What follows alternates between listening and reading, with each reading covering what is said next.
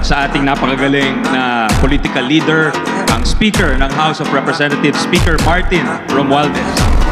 Sana daw madagdag ang kanyang budget ng Department of Education, Mr. Speaker. Nangako na po si Speaker at ang Chairman ng Appropriations.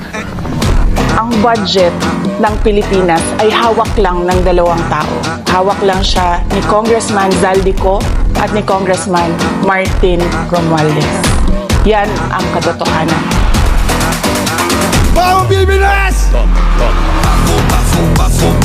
Oh, bakit po tayo mag-question and answer dito para atakihin niyo ako? Ang masusunod lang naman sa budget, dalawang tao lang.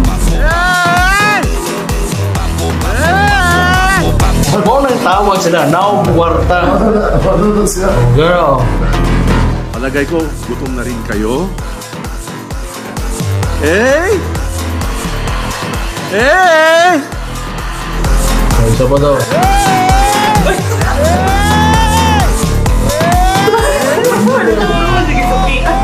Madam Vice President, it seems that there's this great plan against you talaga to destroy you.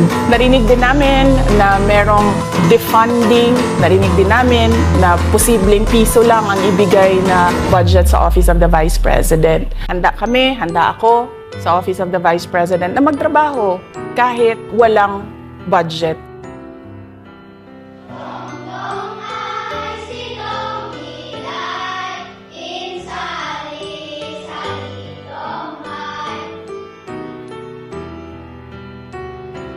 Masasabi ko sa mga katulad ninyo na alam mo yung feeling na hindi ka maaabot, yung feeling na ang layo-layo mo tapos narinig namin na si OVP pupunta dito.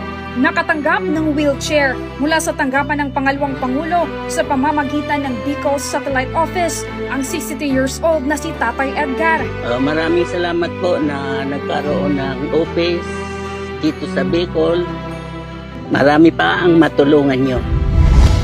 Sa kabuuan, 100 na mga wheelchair na ipinamahagi sa Albay, Camarines Norte, Camarines Sur, Catanduanes, Masbate at Sorsogon. Habang nasa 1,070 naman ang bilang ng mga wheelchair na ipinamahagi sa buong bansa sa pamamagitan ng mga satellite offices at 2 extension offices.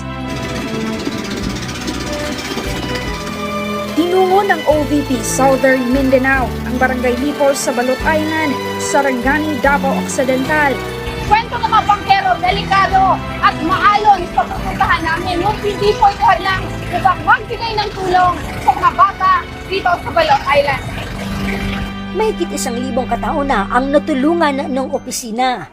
Isa na rito ang 104 years old na si Lola Isidra Salvador ng Barangay 85 Zone 7 sa Tondo, Maynila. Papasalamat ako sa mga tulong nila. Pakirating po. Ma'am, problema niya. Mahal po siya. Noong buwan ng Marso, naitala ang ika-1 milyon na pasahero sa libreng sakay program ng Office of the Vice President upang masiguro ang kaligtasan ng bawat pasaherong sasakay. Sa OVP bus, mayroong closed-circuit television o CCTV ang loob ng bus. Maliban sa mga pasahero, naging daan din ang programa upang makapagbigay ng trabaho sa mga nangangailangan